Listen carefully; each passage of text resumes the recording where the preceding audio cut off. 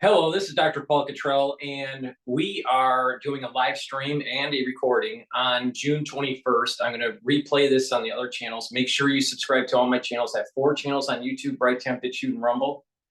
We're live streaming only on YouTube right now. So the United States did a bombing run and a strike on the nuclear facilities. It just happened about an hour ago or an hour and a half ago. So we're going to start playing some of the live feed that's coming in through the networks.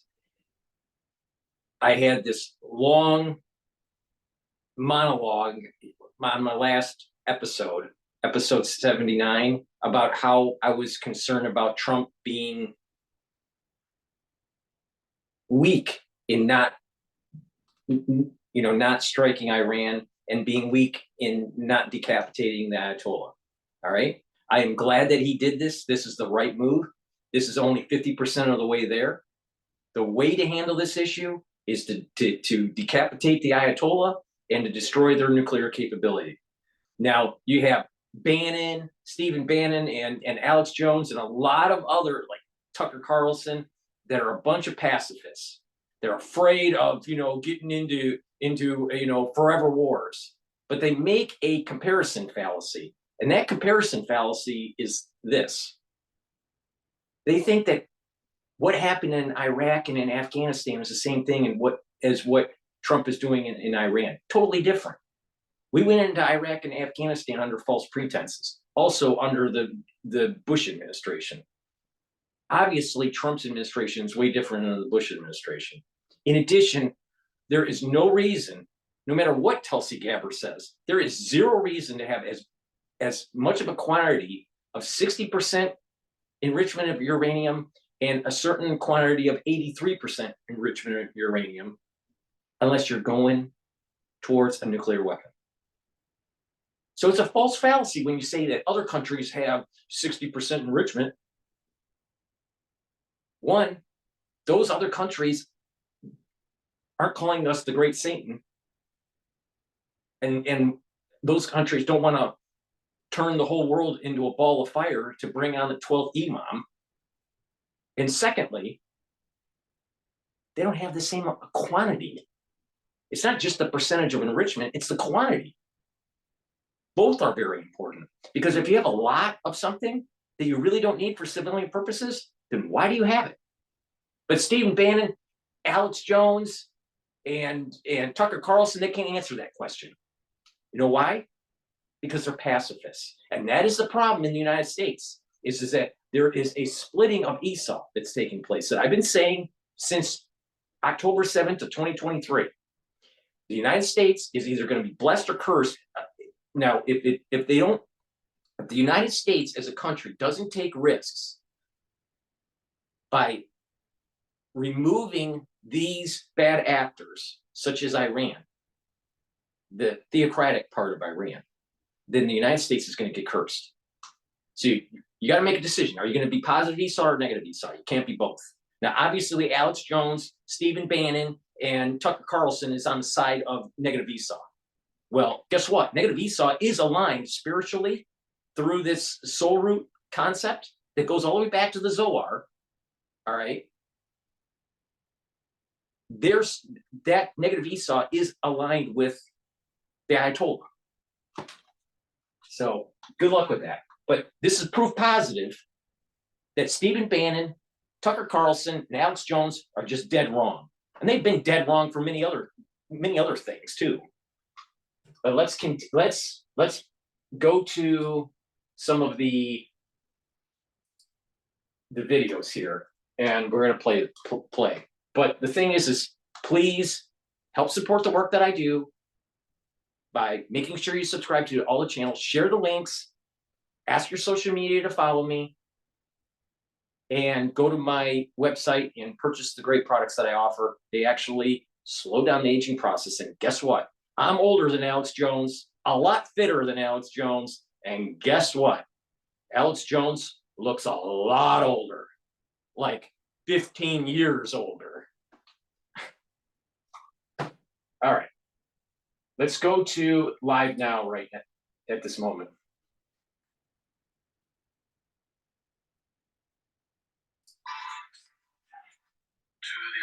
regime, and then you get everybody who's experts on all and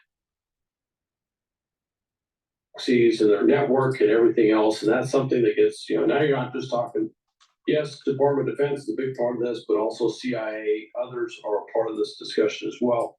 You gotta remember, we've been looking at Iran for a very, very, very long time, very closely. And so the discussion would be, okay, if this pillar gets taken out, this thing gets taken out, and this gets removed, what happens to these organizations? So you'll have the different, dare I say, subject matter experts, maybe representing, proxy stakeholders, if you will. I don't know how you want to put that.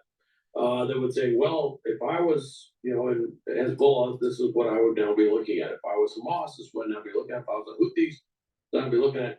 And when you build a consensus and an understanding that comes out of this process that will guide your decisions going forward, but part of that would be that something like this could lead to the end of what some of what might call the influence of the Shiite crescent. Yep. And just for those who don't know, there are two dominant faith groups, if you will, within Islam.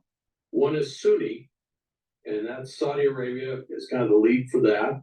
All right. And the other is Shiite, and Iran is the lead for that. Now, of the two, the Sunnis far outnumber the Shiites, but in Iran, the Shiites way outnumber the Sunnis. In Iraq, the Sunnis are actually the majority of the population. Are the Shiites are the majority of the population. Now, what we need to worry about, when it comes to the CIA is the national security apparatus in the United States is going to try to push the Shah. If you've been listening to some of these, CNN and BBC and even Twitter or X, they're trying to reboot the Shah's son, maybe be king of, Iran. Wrong. There is a huge secular population that's educated in Iran that wants democracy. Trump needs to destroy the nuclear capability first and then decapitate the Ayatollah. Now, Trump doesn't necessarily need to go in and decapitate the Ayatollah. The Israelis can do it, all right? But the thing is that those two things have to happen, and the international community, led by the United States, needs to help secure the economic future of Iran by bringing in the IMF, bringing in the World Bank, stabilize their currency, make sure that flow of funds are coming in to stabilize the country, bring in the UN in terms of building up a constitution that is 3 branches of government: judicial, legislative, and executive, not a kingship, and that there's free elections. That's how you do it. You don't need boots on the ground. You can involve the international community and stabilize their currency and allow for them to be plugged into the world economy. And they align to the West. And this is important because America is going to go to war with China one day. All right? Maybe this year, maybe next year, maybe 3 years from now, but it's going to happen. And when that does happen, guess what? You need to shut off their oil, and that's coming from Iran. Now, Stephen Bannon doesn't want to do anything. Alex Jones doesn't want to do anything. Tucker Carlson doesn't want to do anything. That's just opening up the door for further conflict in the Pacific. Let's go back to Live Now. Dominates, and I'm not saying it's going to be democracy or anything like that. I'm not going to, we love to say, oh, they'll come in, it'll be democracy, they'll be wonderful, and they're going to copy the Constitution of the United States or something like that. I'm not going to believe that we're going to pull something like that off. But you could end up seeing a more pro-Western regime that comes into power. I think they're going to bring democracy because they're very educated. Very much supposition, if you will. Then China geostrategically is going to have to kind of reevaluate where it sits. Right, exactly. In a variety of places around the world, not to mention the South China Sea, and what they're doing. And then Russia has just lost one of its core allies you know, one of its support beams, you know, sending things like ballistic missiles and drones up to Russia in its war with Ukraine.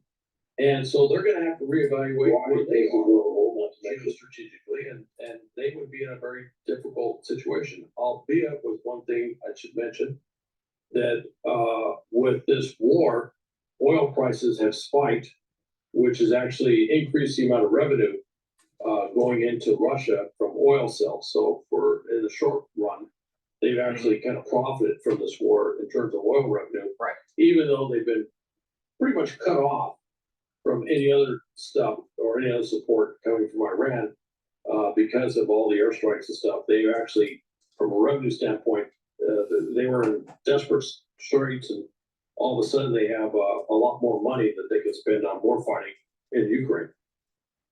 This is what we heard from President Trump on social media right after it happened. This, in fact, was the announcement about the strike itself. We expect the president to speak on camera from the White House at the top of the hour in 14 minutes.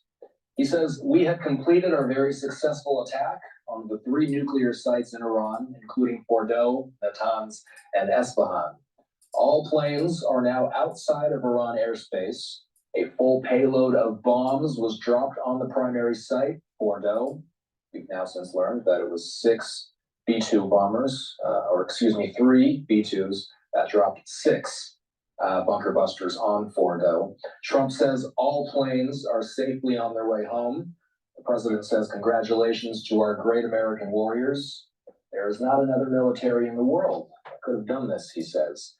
Now, well, if that's true, if it's true that he said 3, what he said, I'm not sure if that's true or not, but it's what I predicted on Friday, that they would need 2 to 3 B-2s and they would serially bomb Fordow. So if that's true, I was right on Friday. But you know, the thing is, the problem with Stephen Bannon and Tucker Carlson and Alex Jones is they wanted to be a pacifist. And by being a fucking pacifist, you wouldn't have the nuclear capability shut down. Because Tucker Carlson, Stephen Bannon, and Alex Jones wanted to kick the can down the road until, what, Iran gets a nuclear weapon?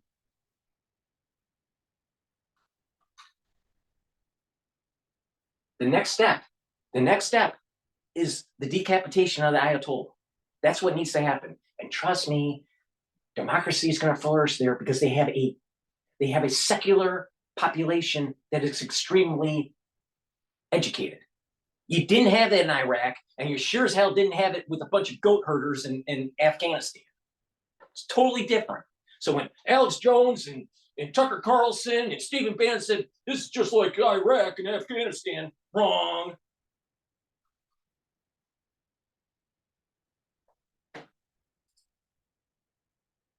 America and, pledged to the destruction of Israel, they would have a very small vocabulary because that's pretty much what they say all the time. So they kind of have to do that. That's part of their, if you will, their id, if you will, their self-identification is being this revolutionary Shiite regime that is trying to take over the Middle East and everything else. That's kind of who they are. And so the time for peace, that's very difficult. And again, if they agree to everything, again, they're going to have to look to the Iranian people, who are going to look at them and say, so exactly what are you again? You can't protect us. You can't do all these other things. We're certainly not going to, maintain a reasonable standard of living. Another thing that people need to understand here is that being a pacifist has always been part of the ethos of the United States. All right? And believe me, my lineage goes all the way back to a very long time in the United States. And almost every fucking war that the United States has been in, almost everyone, someone in my lineage has fought it. So let me put it this really simple. There were pacifists during the revolution that were aligning with the king, that didn't want to fight with George Washington, and they were wrong. There were pacifists during the Civil War that didn't want to solve the problem of the splitting of the South and the North. They were wrong. There were pacifists that were in World War I, that during World War I, they didn't want to get engaged. They were wrong. There were pacifists during World War II. They were also wrong. There are times when you need to go to war. And this is one of them. Now, Iraq and Afghanistan, post 9/11, that was under false pretenses. That was wrong to go into. And that was the reason why our nation was in a quagmire for 20 years, because we didn't have a blessing, because we went in with false pretenses. But knocking out Iran is the most important thing, because you cannot have a nuclear Iran that's run by an Ayatollah. People don't understand this. They do not get this, because what would happen is that you would have an arms race between Iran and Saudi Arabia, and Saudi Arabia has more money than God.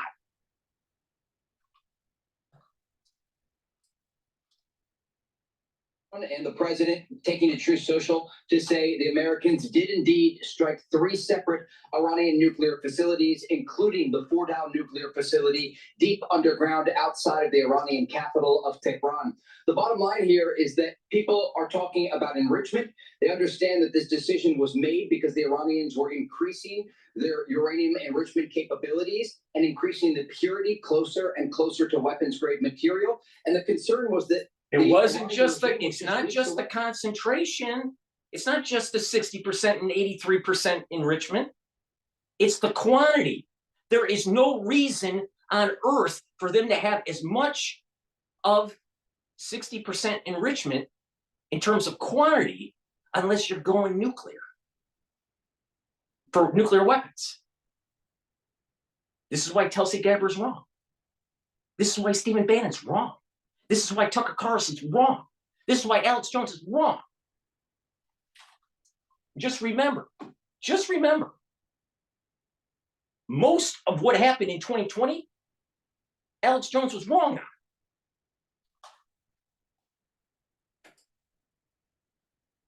Understands peace through strength. Trey Yingst reporting earlier today with Brett Baer. Hal Kemper is still with me. We are 7 minutes away from expecting President Trump to address the nation. We're expecting it at the top of the hour. Al, you just heard the word historic in Trey's piece. Why is this historic? The U.S. striking in Iran proper, 3 different places. Well, first off, since 1979, this is the first time we've ever struck Iran, certainly in this way. Well, thank you for asking me. Thank you for asking. You know, it's finally we have a president that actually hasn't made the same mistakes over and over again from one administration to another. Carter fucked up Iran. Reagan fucked up Iran. George Bush Sr. fucked up Iran. Clinton fucked up Iran. George Bush Jr. fucked up Iran. Barack Obama fucked up Iran. Trump, in his first administration, fucked up Iran. And then Biden, he was so brain dead that whoever was using the auto pen fucked up Iran. Finally, President Trump, 47, wakes up and realizes that was predicted 2,000 years ago in the Zohar, that you have to kill Esau.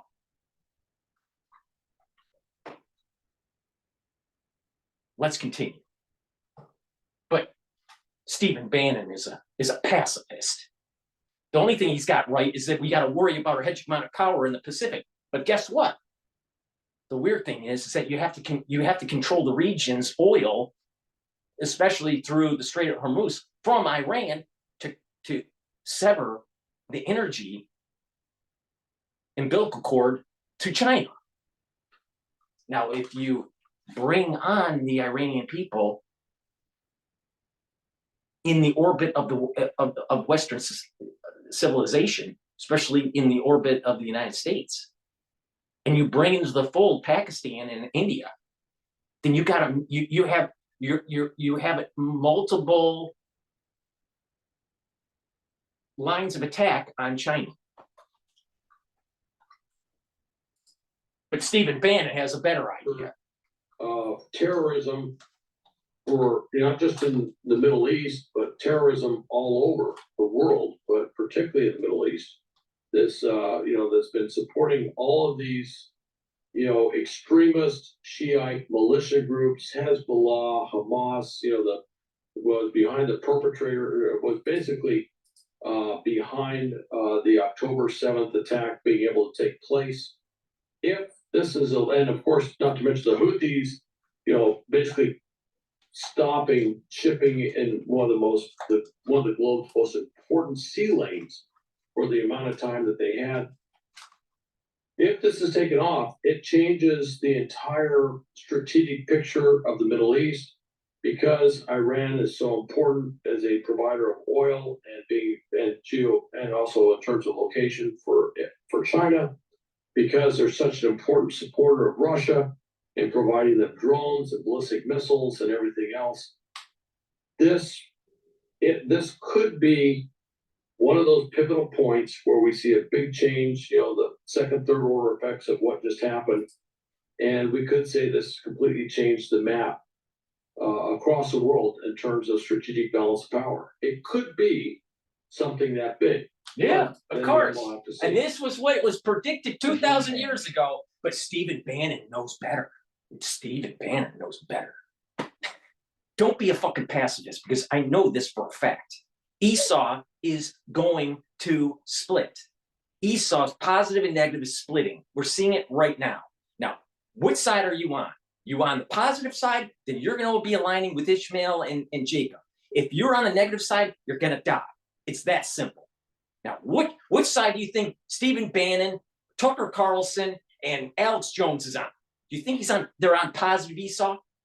You really think that? When they didn't want to strike, they want to have the nuclearization of Iran? Well, we're afraid of forever wars. Why are you using a comparison fallacy? Iraq and Afghanistan is not Iran. Totally different. Totally different. Not only that, the whole Iraq and Afghanistan thing was not predicted in the Zohar. The destruction of Iran is. Re-elections or anything we consider, they scope in the elections, so only the parties or the candidates that they will hand pick are ever allowed to show up on the ballot, and then they pretty much put their thumb on the scale to make sure that whoever they want is the person that's elected. And then over the government is this, the supreme leader and his council, which are all a bunch of theocrats that basically control the country. So that's what it is, and it's this Shiite extremist belief. Since 1979, when they overthrew the Shah of Iran, they have basically built their brand on two things: destruction of Israel and death to America. That's their two favorite bumper sticker phrases. That's what they kind of identify with. And Alex Jones and Stephen Bannon and Tucker Carlson just want to kick the can down the road. Wait until they have a nuclear weapon, and then the Ayatollah sets the world on fire, and then they usher in the 12th Imam. Thanks, Tucker. Thanks. Please go to my store, the-studio-reykjavik.com, and you're going to need to buy these structural nail silver soaps, because the filth that is being spewed by Stephen Bannon, Tucker Carlson, and Alex Jones it has created everyone that needs to just wash it off. Please go to my store, the-studio-reykjavik.com, and get the structural nano silver soaps. You can get it in lemongrass, charcoal tea tree, lavender, and peppermint. Don't be a Stephen Bannon and don't be a Tucker Carlson, because they're dead wrong on Iran. The destruction of the nuclear facilities was right to do, and not only that, it was predicted thousands of years ago. And guess what? The Ayatollah can't stay alive. Democracy needs to flourish in Iran, and they have a population that is educated that would allow it to happen. They're secular. The far majority of the population is secular.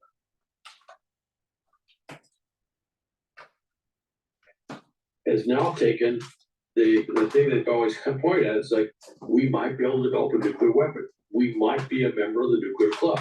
We might be, quote, invincible because we have nuclear capability. That's what they've kind of held out for a very long period of time. Well, in one fell swoop, we went in there and eliminated their capability to do that, as near as we can tell right now. And that's going to have, you know, along with Israel literally controlling the skies over Iran, that has, you know, some significant impact on the ability of this regime to maintain itself in power.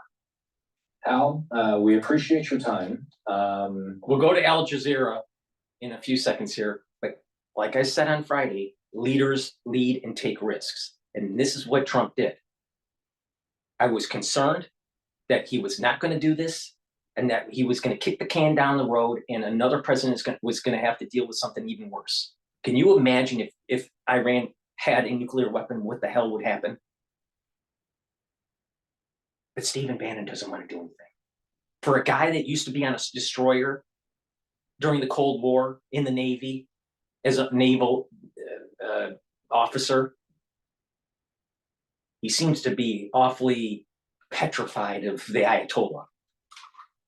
Please go to my store, the-studio-reykjavik.com, and get the cleanse, which is 30 parts per million, or Max 14, which is 14 parts per million. Take a teaspoon a day, swish in your mouth, gargle 20 seconds, 30 seconds, then swallow it. It's going to help with the epithelial lining of your oral cavity and your oral pharynx. It's going to boost up that immune system. Please go to my store, the-studio-reykjavik.com. And since the world is going to be on fire, according to Alex Jones and Stephen Bannon, because the United States, Trump's talking now. Heard those names for years as they built this horribly destructive enterprise. Our objective was the destruction of Iran's nuclear enrichment capacity and a stop to the nuclear threat posed by the world's #1 state sponsor of terror. Tonight, I can report to the world that the strikes were a spectacular military success. Iran's key nuclear enrichment facilities have been completely and totally obliterated. Iran, the bully of the Middle East, must now make peace. If they do not, future attacks will be far greater and a lot easier. For 40 years, Iran has been saying death to America, death to Israel. They have been killing our people, blowing off their arms, blowing off their legs with roadside bombs. That was their specialty. We lost over 1,000 people, and hundreds of thousands throughout the Middle East and around the world have died as a direct result of their hate. In particular, so many were killed by their general, Qasem Soleimani. I decided a long time ago that I would not let this happen. It will not continue. I want to thank and congratulate Prime Minister Bibi Netanyahu. We worked as a team like perhaps no team has ever worked before. And we've gone a long way to erasing this horrible threat to Israel. I want to thank the Israeli military for the wonderful job they've done. And most importantly, I want to congratulate the great American patriots who flew those magnificent machines tonight, and all of the United States military on an operation the likes of which the world has not seen in many, many decades. Hopefully, we will no longer need their services in this capacity. I hope that's so. I also want to congratulate the chairman of the Joint Chiefs of Staff, General Dan Raisen-Kane, spectacular general, and all of the brilliant military minds involved in this attack. With all of that being said, this cannot continue. There will be either peace or there will be tragedy for Iran far greater than we have witnessed over the last 8 days. Remember, there are many targets left. Tonight's was the most difficult of them all, by far, and perhaps the most lethal. But if peace does not come quickly, we will go after those other targets with precision, speed, and skill. Most of them can be taken out in a matter of minutes. There's no military in the world that could have done what we did tonight, not even close. There has never been a military that could do what took place just a little while ago. Tomorrow, General Kane, Secretary of Defense, Pete Hegseth will have a press conference at 8 a.m. at the Pentagon. And I want to just thank everybody, and in particular, God. I want to just say, we love you, God, and we love our great military. Protect them. God bless the Middle East. God bless Israel, and God bless America. Thank you very much. Thank you. That's a leader. That right there was what I was looking for. Friday, I was afraid that he was going to cave in. The thing is, All right, they have there to. you have it. President Trump in a very The brief next thing that remarks Trump there, needs to do. saying The next thing that Trump needs to do is to see if the Ayatollah backs off. If he doesn't back off, we need to kill the Ayatollah. And then after that, what has to happen is that the international community needs to come in and have democracy flourish in Iran. It is possible because Iranian people are extremely intelligent. They're educated, and most of them are secular. So you can bring in the international community to stabilize their currency and their economy through the IMF and the World Bank, and the UN can set in motion for the Iranian people to build write a constitution with 3 branches of government, not a theocracy, not a kingship, have fair elections, and let democracy flourish. And we don't have to put boots on the ground. But Stephen Bannon, Alex Jones, and Tucker Carlson was afraid to do what we just saw today. And I said that as long as you don't be afraid and you are doing it for the right reasons, and those right reasons were stopping the Islamic terrorism that was taking place for decades, and to stop the nuclear enrichment of Iran. Those were reasons to do this. This is totally different than the false pretenses when we went into Iraq and Afghanistan. Totally different. But Alex Jones, Stephen Bannon, and Tucker Carlson can't understand that. But Tucker Carlson will get a lot of views asking Ted Cruz, how many people, what's the population of Iran? What Ted Cruz should have said was, why allow Iran to have such a high quantity of 60% enrichment and a quantity of 83% enrichment of uranium? Why? Why do they need that much? Unless you're going to make a fucking nuclear bomb. But Tucker is so smart that he didn't even graduate from college.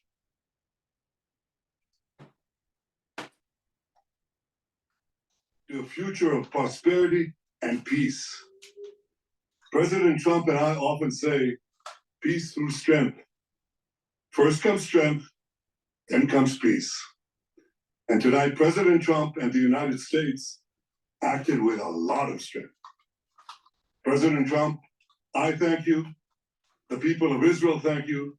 The forces of civilization thank you. God bless America. The reason why this was successful was because America was blessed in doing the right thing. You know the reason why we were unsuccessful in Iraq and Afghanistan? Because we were cursed. You know why? Because we went in for false pretenses. See the issue here? What I'm saying about Esau? If you're positive Esau, if you repent and do things the right way, you're actually going to get blessed. I said this right after October 7th of 2023. Nations will be blessed and nations will be cursed. First they'll be blessed and then cursed, or cursed and then blessed. Yeah, there is a purging that's taking place. There is a need for repentance that's taking place. And Stephen Bannon, Alex Jones, and Tucker Carlson do not understand this metaphysics. They just totally do not understand it. But yet that's exactly what's happening here. We were successful because we're doing the right thing. If we do the wrong thing, things get bad and it becomes a quagmire and very expensive and blah. Now look at what is happening. Scott Ritter said that Israel was going to fail in Gaza. Did they? No. Scott Ritter said that that Israel was going to fail in Lebanon and Syria. Did that happen? No. And Scott Ritter is also saying that Israel would fail with Iran. Does it look like they're failing? They shot up all of their defenses. They don't have any defenses now. It's all offensive. And they're running out of offensive capability. So all of these experts were fucking wrong. This goes all the way back to 2020, where all these experts about immunology were wrong. All these experts about, just that this is just a normal situation, wrong. Clowns. Everybody's a fucking clown. So let me plug a product here, because Alex Jones, Tucker Carlson, and Stephen Bannon think the whole world is going to go up in flames because the United States was going to go in and knock out those nuclear facilities. Alex Jones thinks it's going to be all Armageddon, which it's not going to be. Please go to my store, the-studio-reykjavik.com, and get this and get the deodorants. Because if Alex Jones is right, then you're going to sweat a lot. So get the peppermint, lavender, and tea tree, and the citrus. It has no aluminum in it and no baking soda. It's for males and females, and it's dual purpose. It's going to help detoxify your body, and you use it as a deodorant every day. And according to Alex Jones, the world is going to go into Armageddon now. Yeah, bullshit. He's been bullshitting for fucking 30 years. Please go to my store, the-studio-reykjavik.com. And oh, by the way, to help with your body, your immune system, and your other bodily functions, it's important to start with a foundational health protocol. And that foundational piece is a multivitamin. Multivitamins are really important for enzymatic activity. So please go to my store, take this multivitamin that's easy to digest, so you can slow down the aging process and actually benefit from the peace that's starting to emerge in the Middle East. Please go to my store, the-studio-reykjavik.com, and use discount 5 and get $5 off any order. If you spend $150 or more, you get a free gift until supplies last. But Alex Jones thinks that we're going to be in Armageddon.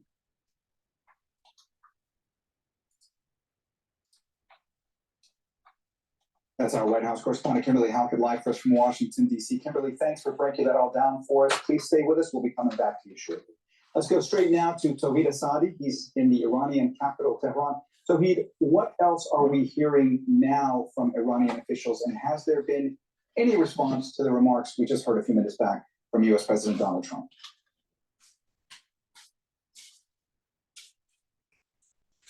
Well, actually, the latest response from the Iranian side goes to the Atomic Energy Organization of the country, which just a few minutes ago came out with a statement.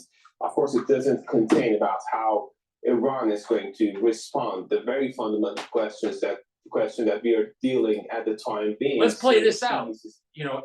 Let's play this out. Just get the advice from a polymath, not some dipshit like Tucker or some dipshit like Alex Jones or Stephen Bannon. Let's take it from the perspective of a polymath, all right? If they decide to knock some of our strike groups, don't you think that it would be like absolute hit and absolute destruction of Iran? Just imagine them trying to knock out a strike group of the United States. Just imagine that. A destroyer or an aircraft carrier. Just imagine if they tried to do that. What the hell would happen?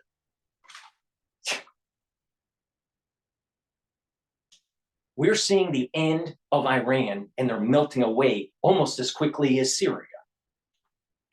Now, all those people that were experts, like AKA Stephen Bannon, they said this would be impossible. You know why it's not impossible? Because we're going and doing something that is very important for the overall peace and prosperity of the world. Oh, by the way, this was predicted 2,000 years ago. The splitting of Esau is happening right now.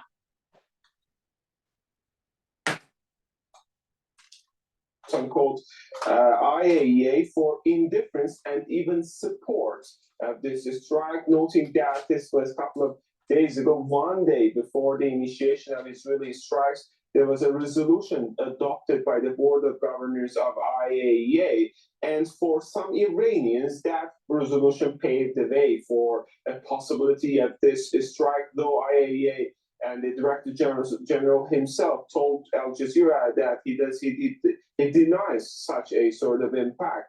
Also, we've got this statement in which we've got this, they're saying that those 3 targeted sites were under quote-unquote continuous inspection of IAEA, and that they're saying this national industry, referring to Iran's nuclear program, is not going to be stopped, something that we were much expecting to hear. They were said that if attacks happen, this is not going to be the ending or termination of Iran's nuclear program, but still. Really? So you're bombing the facilities. That's most likely really hampering their enrichment capability. You've totally decapitated the middle management of the Iran's military and the heads of the military. And the Ayatollah is hiding in a bunker. And you think that the Iranian regime is going to stand? You think the Iranian regime is going to just go into perpetuity? I don't think so. But Alex Jones thinks it's Armageddon. So if Alex Jones is right, then maybe you should go to my store, the-studio-reykjavik.com, and get the zeolite, because zeolite will detoxify your body from heavy metals, toxins, and chemicals. Maybe you'll need that. Take 3 small drops underneath your tongue, drink filtered water, preferably not radiated, and take that every day, and do that throughout the whole year. If you want a heavier detox, take 5 small drops, drink the filtered water, or 10 small drops, take the filtered water every day, and use up the bottle, and do that once or twice a year. It's up to you. I prefer to use zeolite in a maintenance way every day, about 2 to 3 small drops a day. Drink filtered water, really important. And if Alex Jones is right that it's going to be Armageddon, then maybe you need to take care of your skin too. Please go to my store, the-studio-reykjavik.com, and get the collagen. This collagen is extremely high quality. You get a big scooper. This is a month's supply. And guess what? It's dual purpose. It's going to help with your skin, your hair, your nails, your bone structure, your musculature, your joint health, your cartilage. Super important. Please go to my store and get the collagen. We go back to Al Jazeera. Jason, but I'm there to listen to what they're saying. But at the heart of all these diplomatic developments, when he was in Turkey, when he was in Geneva, and the Iranians are saying we were just in the middle of this bigger context of negotiations. This is trying. Oh, they were in the middle of we were in the middle of the bigger construct of the negotiations. Why'd you wait 60 days, more than 60 days? Why? Why couldn't you do that earlier? And why do you need so much 60% enrichment? See, people need to realize it's not just the percentage of enrichment, it's the quantity. Quantity. See, a lot of people don't say that. It's the quantity. That's the problem. The quantity, not just the percentage of enrichment. But Stephen Bannon doesn't tell you that. You know why? Because he probably didn't pass anything in terms of physics or biology.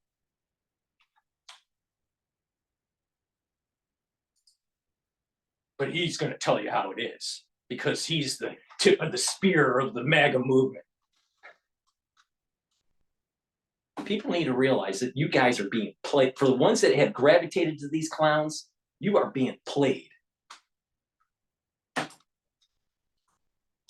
Forward. Well, the message was clear. America first. I did what I need to do.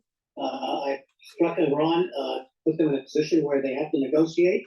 And without saying it, he meant I'm the greatest in the world. We will see what the bomb damage assessment is. As I said, usually we tend to exaggerate the damage that's been done. You may not recall, but during the height of the bombing in Nazi Germany in October 1944, Germany was making more planes and submarines than any other time during the war. So we'll see what damage was actually done, but that's not the key issue. The issue is what comes next. And it could well be that President Trump has said, I did what I need to do. Now it's up to Iran and Israel to finish the conclusions that will end this particular conflict. I don't think that's going to happen. I think they're going to be continuing stages. I do not believe that Iran is going to sit back and allow this to happen. My expectation is that Iran has been prepared for this sort of attack. If they haven't, they're more incompetent than people can imagine. And so, as I said earlier, this may be the beginning of a long, long situation. Because quite frankly, the targets that are left in Iran are going to be the oil facilities, the gas facilities, and the infrastructure on which the Iranian public is dependent. And it turns out that the more bombing that one does, the more likely the population will turn against those doing the bombing. So it's not entirely clear that continued strikes against Iran are going to help mobilize some kind of resistance to the regime. In fact, it may turn the Iranian people solidly against the United States and Israel being the aggressors. We will see. I hope there will be a negotiation. Quite frankly, I don't think that's a very likely. Harlan, in the run-up to all this, Iran has been very clear, stating again and again that if the U.S. were to attack Iran, U.S. assets in the region would become retaliatory targets. What is the risk now of U.S. assets, bases, embassies, other assets in the Middle East being targeted? Oh, high probability that they're targeted. The question is, will they be successful? Less probability. But the thing is that even if they did, they're just going to get pounded by the United States military. So it's only going to expedite the death of the Ayatollah. So bring it on. But not just that. Leadership means taking risks. That's what it means. That's what it means to be a president of the United States. Take risks. And that was the problem that we've had in prior administrations, going all the way back to Carter. Afraid to take risks. We're seeing the dawn of actually peace worldwide. It's starting now. But Stephen Bannon and Alex Jones thinks it's Armageddon. Because you know why? Because telling people Armageddon sells shit. It actually sells advertisements and eyeballs stick to it. But people are actually saying, you know what? We're actually going to be moving on to an era where there's lots of prosperity and a major advances in science and in medicine and peace and prosperity in the world. We're seeing the dawn of it right now. You know why? Because everything is aligned where if you take risks and do the right thing, you actually get a blessing. But if you do it under false pretenses, like post 9/11, Iraq and Afghanistan, things don't turn out so well.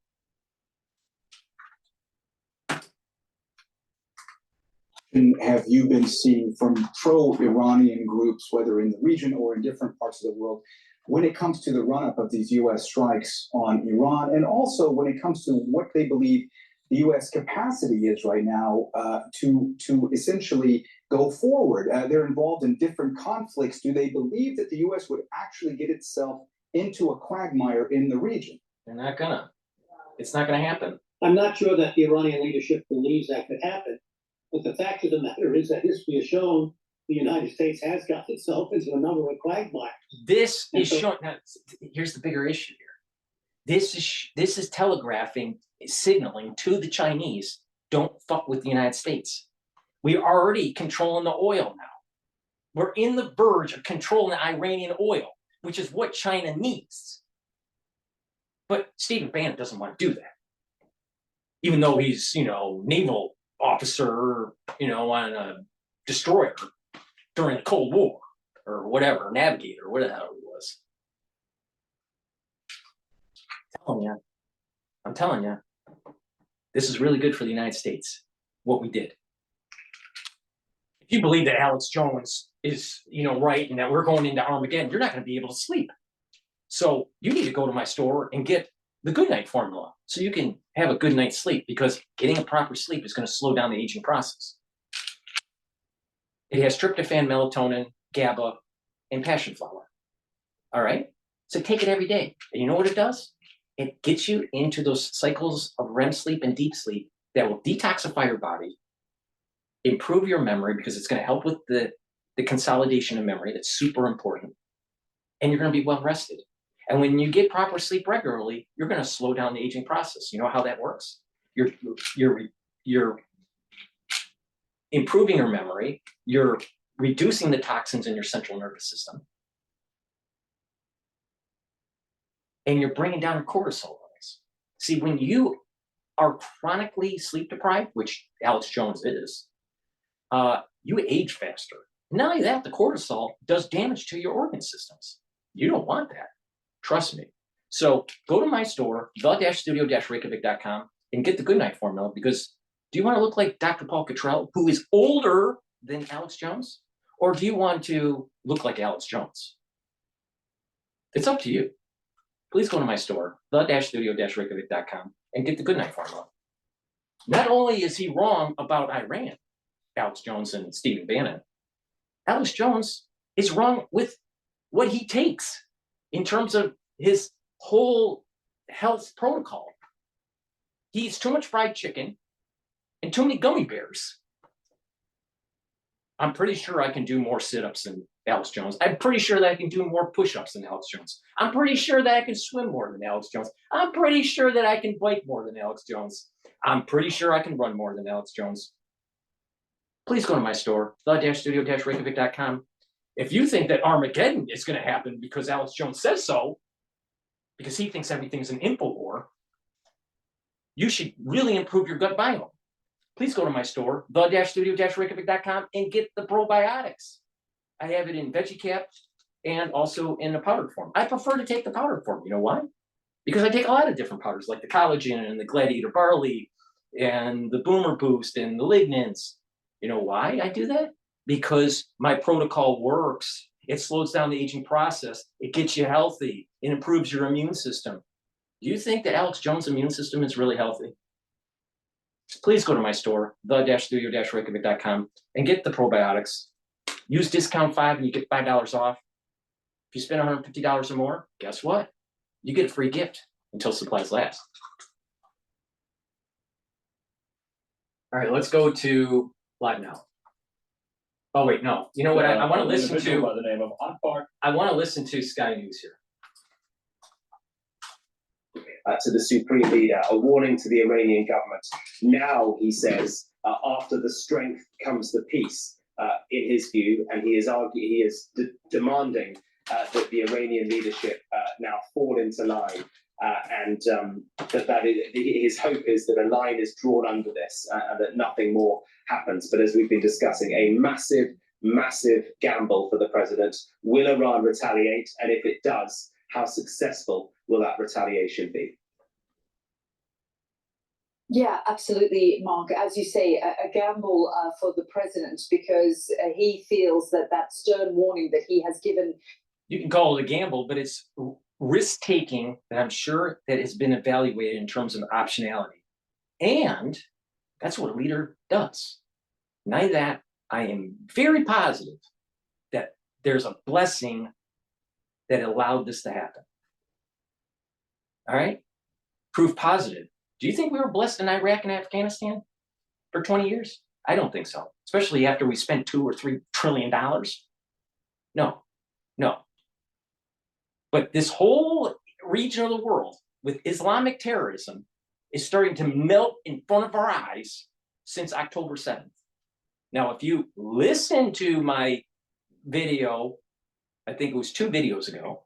So this is episode 80. So I think it was 78. Maybe it was 77.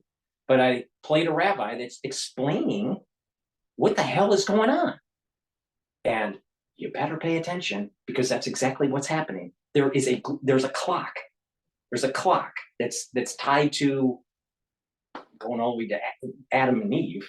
But there's a clock, and there's a bib sequence. There's a fractal within a fractal of events that are taking place, and they will speed up, just like kind of like a clock. If you look at the gears and the gear ratios and all that, that's also can be modeled as a fractal.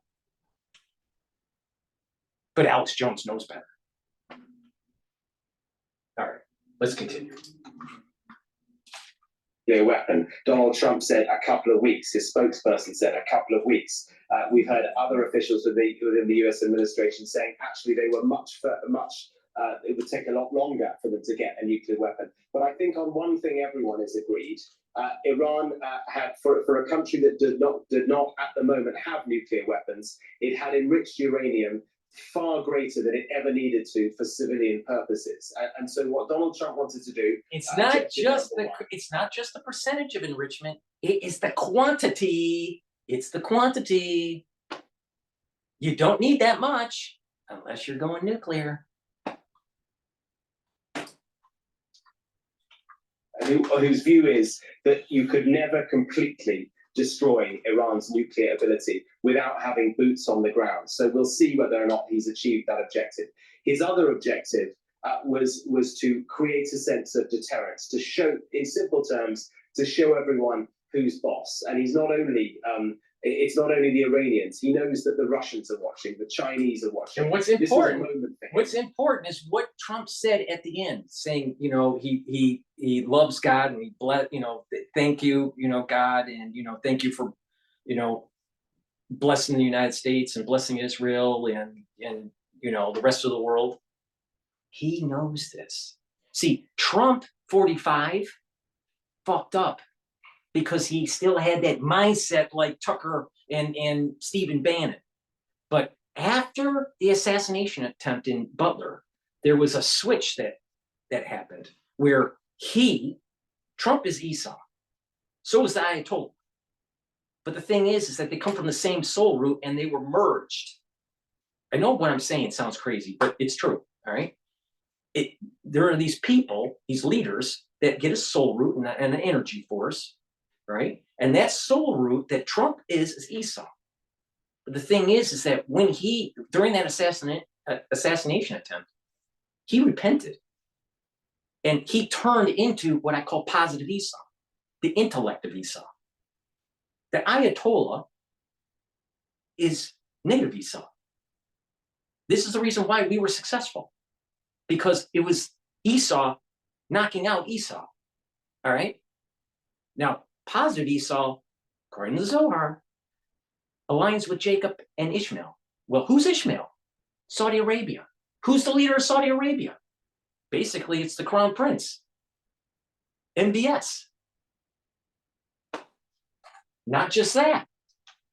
In 1982 or 83, somewhere in there, the Rebbe told Netanyahu personally in New York that he was going to usher in this Messianic time period.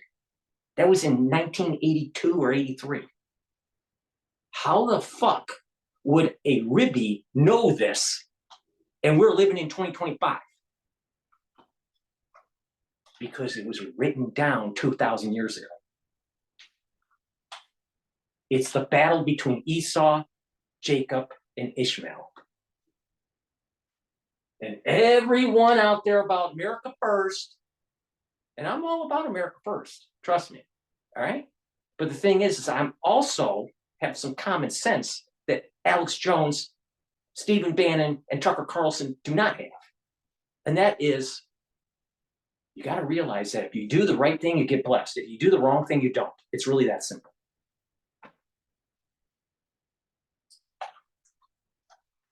Target our allies, and we can sort of draw a line in the sand here. And with the caveat that if you do decide to hit us back and hit us back hard, then we have other targets in our sights. We've done the difficult job tonight. Everything else we decide to do, if we need to, will be easier than what we've done tonight. So there is a warning from Donald Trump.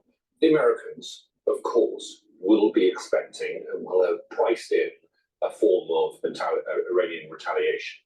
It is what form that comes in that will be key. Oh, it'll be total. It will be GI Joe. If Iran tries to hit one of our strike groups, the oil fields in Saudi Arabia, or tries to mine the Straits of Hormuz, it's going to be fucking GI Joe. Total GI Joe.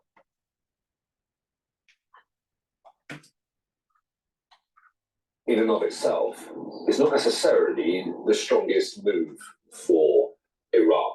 I think the analysis in the hours ahead will be that however successful the US strikes on the Iranian nuclear facilities have been, it's unlikely that they have entirely eliminated Iran's nuclear program. Right. Iran has been Right. That's true. That is totally true. But the thing is by knocking out the military apparatus that the Israelis have done, that transmission of authority from the Ayatollah to the military is disrupted. So they're not going to be as coordinated. Not only that, the defense systems are down. The Israelis knocked it out. And Israel's starting to pick the missile offensive capability out. So they're being degraded quickly. So the point I'm making is you don't have to destroy all the nuclear capability. You got to topple the regime and allow for a secular population to rise up and be self-governing. But Stephen Bannon wanted you to stay at home, make sure that you have your coffee and your muffins for breakfast and not worry about it until after the fact that they end up getting a nuclear weapon and change the whole dynamic of the Middle East. Let's continue. From the Home Command in anticipation of an Iranian attack, or because of sirens going off because there is an incoming ballistic missile attack. Pretty unusual. This will, well, I think we can now say, now it's first light, has been the first night in 8 days. There's been an unbroken night. Now, again, we shouldn't read too much into that. Iran, even by the IDF's estimation, still retain quite a considerable ballistic missile threat, and we would expect them to use it at some point over the coming hours. It's Sunday here, the first day of the working week, but again, it's going to be a very muted day as people stay at home, businesses remain shut, schools remain closed, and everybody waits to see what happens next. Yeah, absolutely. A nation, a region on edge. Ali, thank you so much. Well, we are following all the developments here on the ground, but as we've been reporting in the last few hours, the United States, under President Trump's command, has launched those series of attacks on the nuclear facilities in Iran, Fordow, Natanz, and in Isfahan. And we, of course, are following things as they develop. We heard from the US President in the last half an hour or so. We've also heard from Benjamin Netanyahu. We will be back at 6 a.m. UK time for our breakfast coverage. But Sam, back to you in the studio for now. Yalda, thank you very much indeed. So our coverage does continue here on Sky News following the news that the US has now directly targeted 3 nuclear sites in Iran, the sites of Fordow, Natanz and Isfahan. I can bring in my guest now, Laura Holgate, former US ambassador to the International Atomic Energy Agency. Hello to you, Laura. Thank you for joining us here on Sky News. First of all, your assessment on the developments of the past few hours and what you've heard about this action by the United States. Well, I think it's clear that there's been some very significant damage done to the site, but we're going to need to wait to see exactly what the impact of that damage is going to be. It's not about the destruction of the sites, which are important. What the bigger importance is to degrade the military apparatus and to weaken the Ayatollah, because that's what's going to happen. Negative Esau is going to die. It's going to die. It's going to die off. You know why? Because from a metaphysical point of view here, Satan is attached to negative Esau. Now, it's very complex. It takes hours to explain it. I don't have time tonight to do it, but please watch, I believe it was my video 78, episode 78 of this series, Warpath, or maybe 77, but either way, there's a rabbi that explains what's going on.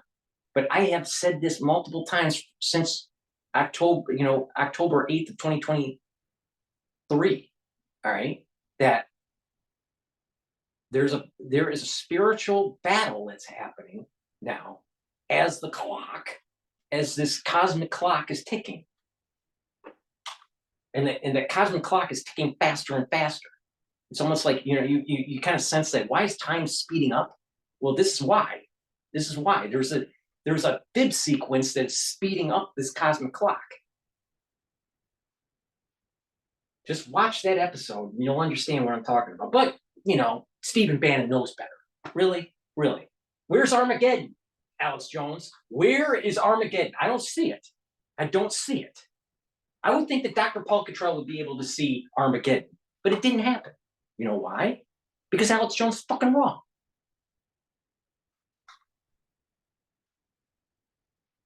Please go to my store, the-studio-reykjavik.com, and get the great supplements I have so you don't look like Alex Jones.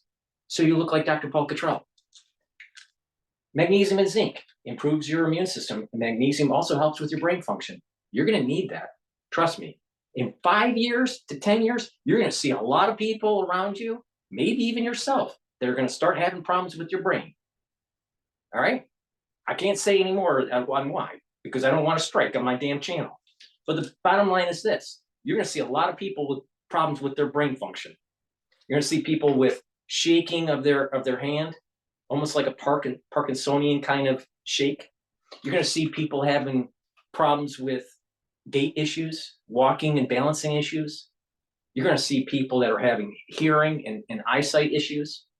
You're going to see a lot of people that are going to go, while they're talking. You're starting to see it already on the news. And people are 40 or 50 years old doing this.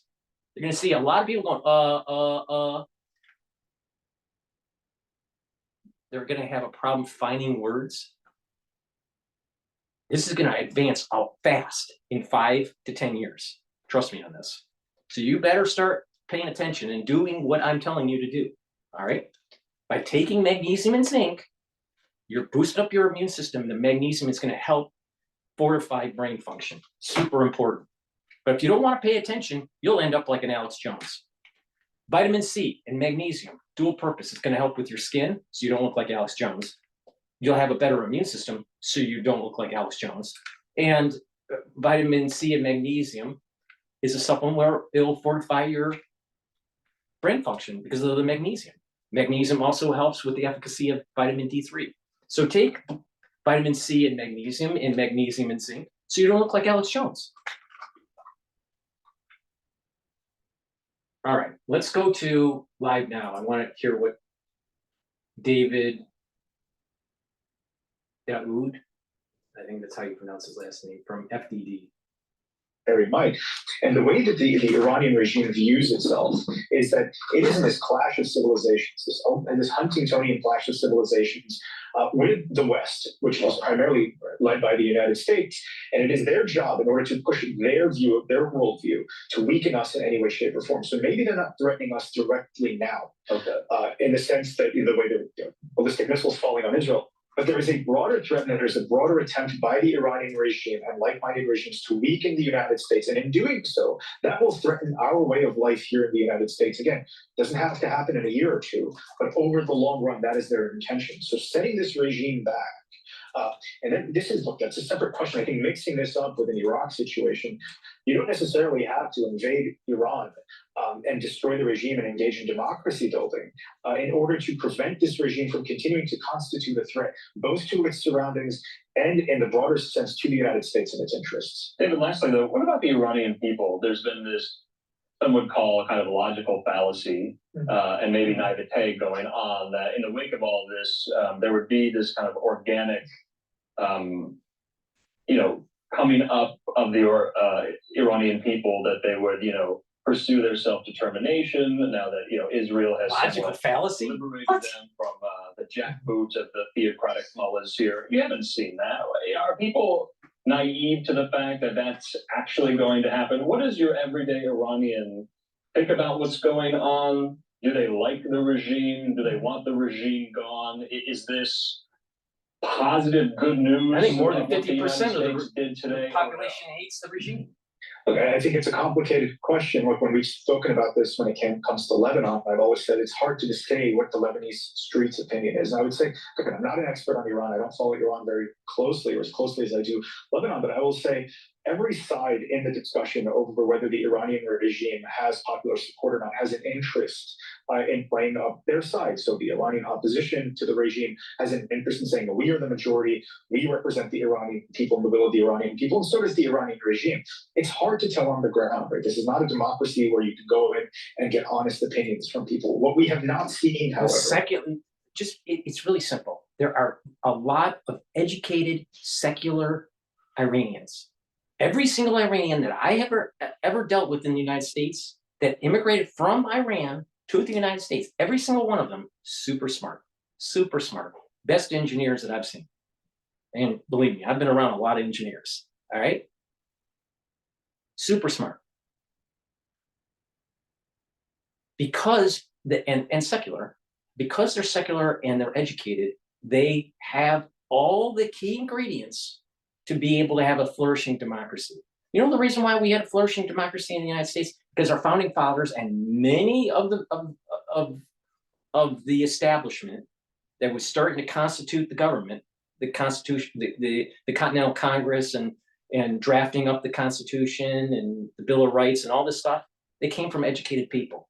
There was enough educated people that cared about the country and had enough skin in the game that allowed for the United States to flourish. The same thing can happen in Iran. Same thing. It didn't happen in Iraq or Afghanistan, because Afghanistan, you have a bunch of goat herders. It's in the Stone Age. So democracy will never flourish there. And the problem with Iraq is you didn't have enough of an educated population. Now the problem in Iran is that they're suppressed by the military apparatus. Well, Israel just knocked it out. The leaders are, every time they get a new organizational chart, there's more dead people. The one, I mean, they knocked out the A team for the military apparatus of Iran. Israel knocked out the A team, the B team, the C team, the D team. Now it's the E team. Oh, what's left? There's not much left. But Scott Ritter, Stephen Bannon, Alex Jones, and Tucker Carlson, they think that, it's going to be Armageddon. Really?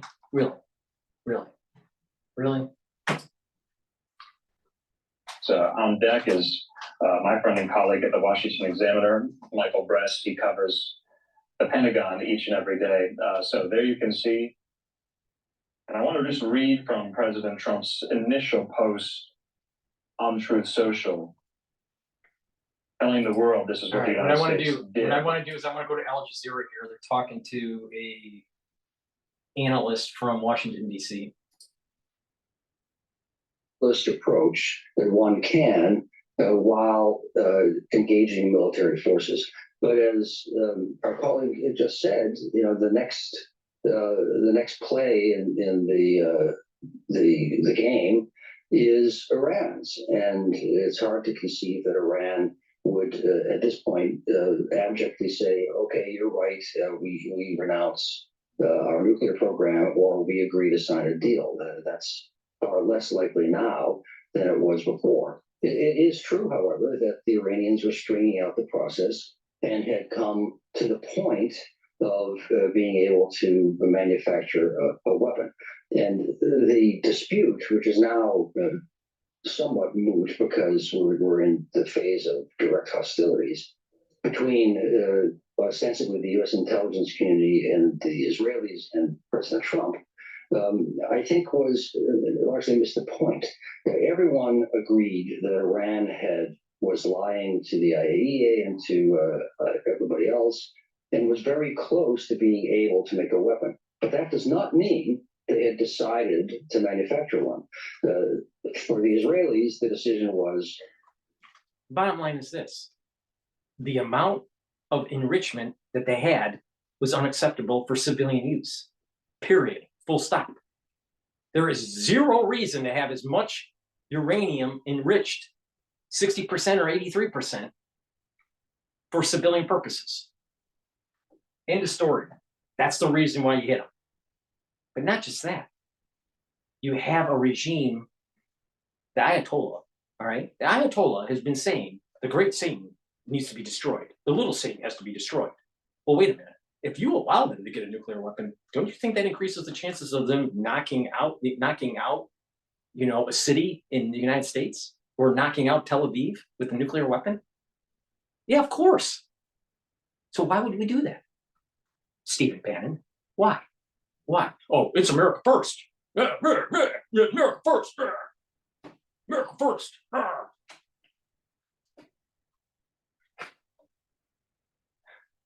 Common sense. Use some common fucking sense.